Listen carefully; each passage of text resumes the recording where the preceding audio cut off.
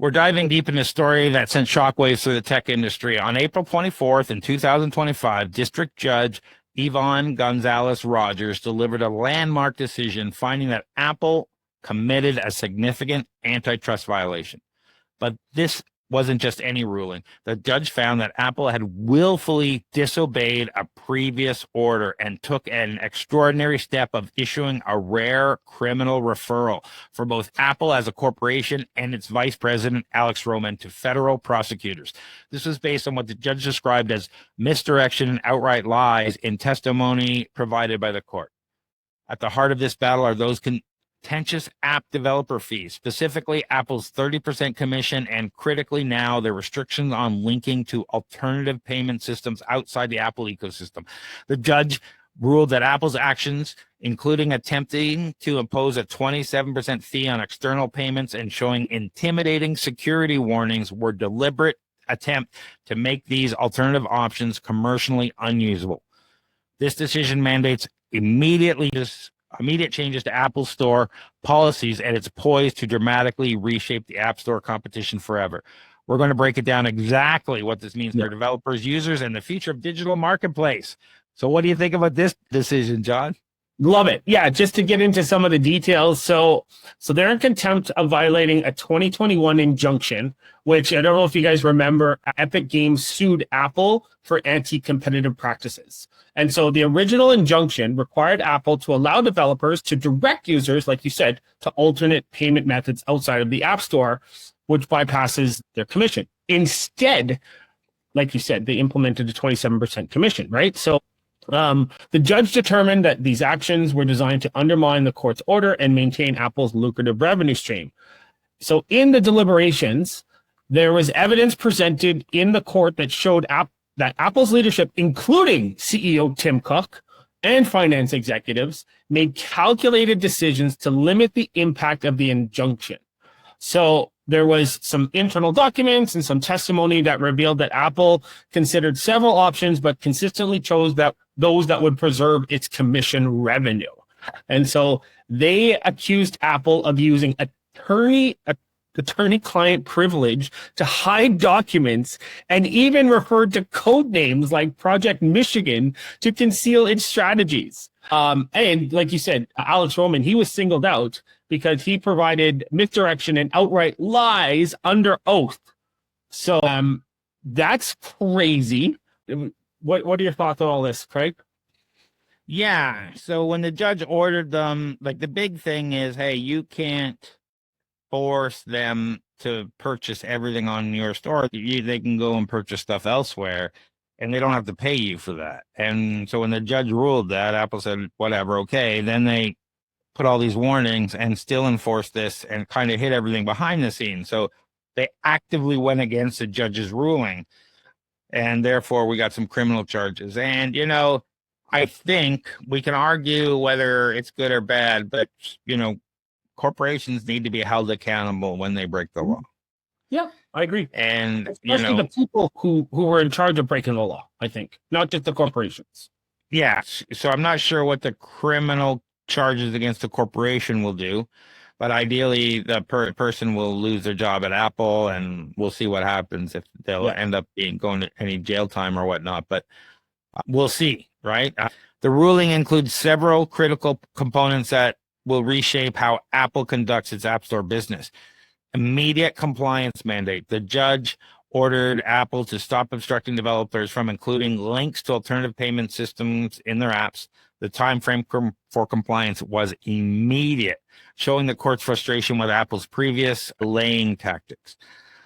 Prohibition on punitive measures. The ruling explicitly forbade Apple from imposing a 27% fee on external payment systems, which the judge viewed as an attempt to make an alternative payment options commercially unusable. And removal of intimidation tactics. Apple was ordered to stop displaying security warnings specifically targeting third-party payment links, which the judge deemed as a deliberate attempt to frighten users away. So perhaps the most significant in the ruling was the Apple criminal referral aspect. So we'll have to see. So Alex Roman was referred to federal prosecutors for potential criminal contempt charges. what the judge is characterizing as misdirection and outright lies in testimony provided to the court. So we'll have to see how that goes. Epic Games CEO immediately celebrated the ruling for developers, stating it would finally enable direct competition with Apple's payment system. He also announced that Fortnite would return to Apple Store as soon as the following week. So it should be in there already. Confidence that Apple would force to comply with the ruling without further delay. So hopefully Fortnite's there. And now that means, a lot of people stayed away from the Apple marketplace because of that 30%. They couldn't afford that 30% cost. Yeah. Yeah. And there was another one. I think it was Proton. I don't know if you know Proton VPN and Proton Mail and all that. Yep. I think they announced that because of this, they're going to actually reduce the price of their platform because of this.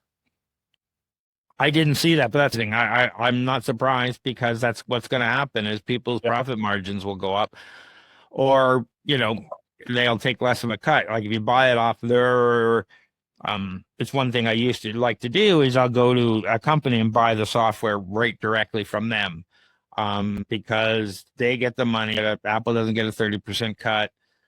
You can't really do that with apps from your iPad and whatnot, but you can do that with the Mac apps, right?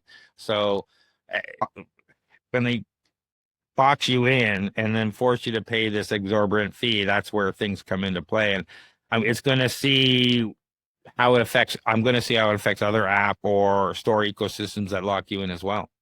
Yeah, I like this because you could do this. Well, you could sideload. I don't know if we're talking sideloading. This is payment stuff, but you could always sideload on Android, which I liked because you could try these different apps and stuff that weren't in the store and different things like that. I can't remember if I tried making a payment outside of the store with that on Android, but yeah, I like this. This is a win for developers and a win for consumers if this actually goes through. And I hope that there are people that are held accountable for their outright lies. Yeah, I agree. I think this is a plus. The balance of power may be shifting towards developers, and App Store competition is likely to increase, potentially benefiting both creators and consumers.